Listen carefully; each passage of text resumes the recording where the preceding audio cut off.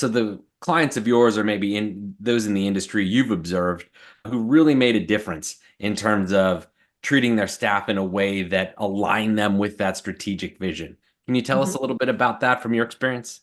I've been really impressed with some of the things that I've seen. And not all of these that I'm going to mention are clients, but I'll try Sure. to share. I have a podcast. And so I've interviewed some of these CEOs and learned some really amazing things that senior living providers in particular have done. And you mentioned caregivers and nurses. That's, of course, a shortage area. They're also seeing shortages in dining and housekeeping, which affects lots of businesses. But some of the things that I've seen have been amazing. So employers for many years have had tuition reimbursement programs to help promote those that want to go for further education. What I've seen in Goodwin Living, this is a senior living provider out of Virginia, they now have for their clinical staff that are coming in and working with them that have student debt. Instead of doing tuition reimbursement, they're offering loan forgiveness. And so they're paying off some of their student debt each year that they remain tenured with that organization. I thought that was really impressive.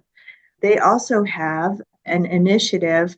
They have lots of immigrants in the Virginia area. And as they've brought those folks on to work with them, it was actually their residents that noticed that many of these immigrants wanted to obtain their citizenship. And so through their foundation, residents actually have funded philanthropic support to help them not only get that, pay for that citizenship test, but the residents serve as mentors.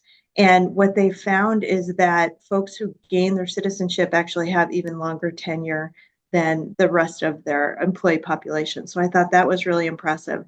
And then a third thing that I've seen from Goodwin, and this is something unique that I think all employers could do to support their employees, is well, so in senior living, it's pretty common to have employee assistance programs, right? So that's for mental health Sure. and things like that.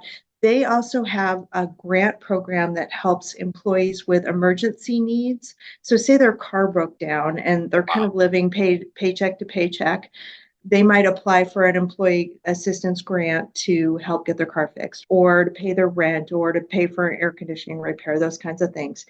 But to supplement that, because they noticed some of these employees, when you're in that situation of living paycheck to paycheck because you're in a lower wage category, it's a different issue each month, right? But it can all be tied back to maybe a root cause.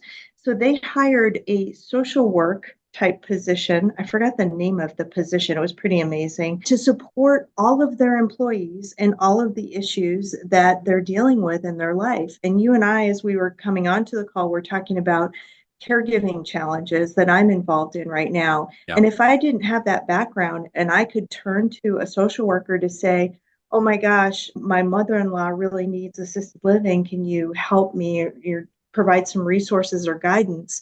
I think that could really help employees. So I just love the way that they're supporting their employees. Another organization that I'd love to mention is the McGregor Foundation, which is a senior living organization that's out of Cleveland, Ohio.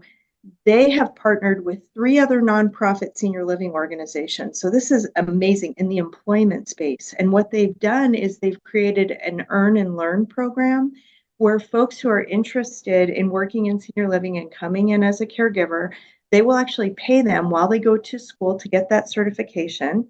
And then once they finish the education, they get a raise until they take the test. And once they successfully take the test, they get another raise. And these four organizations are sharing in those educational costs. And I think the beauty of this partnership is they don't really care where the employee ends up, right? Because we're raising the tide that's going to raise all of our organizations. And so they actually are also partnering in a separate endeavor that involves an AI applicant system where the applicant system, as someone who's applying to be at one of those four communities, will help to point them to the community that fits them best based on, everything from their location to some of their family dynamics or when they need to work. And so the hope there is that you get a better match to begin with. So hopefully people will stay and retain. And then the last thing I'll mention in senior living, and this one's going to be a little counterintuitive, but Sure. through COVID, the use of robotic technology has been adopted by some senior living organizations. And it can be everything from sanitation. So the automatic floor cleaners to actually sterilization, right? To helping to sterilize some of the areas because of COVID. And then also in dining, and they've helped to deliver food and bus food, right? And you may say, well, that's taking jobs away from people.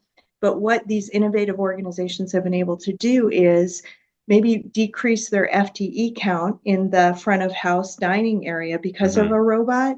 And then they've enhanced their salary, their wage to the remaining staff, and or they've let that staff be able to do other things that they enjoy more. So that's just a couple examples from nonprofit senior living, but I think we've seen a lot of innovation in working on this recruitment and retention challenge as it relates to staffing.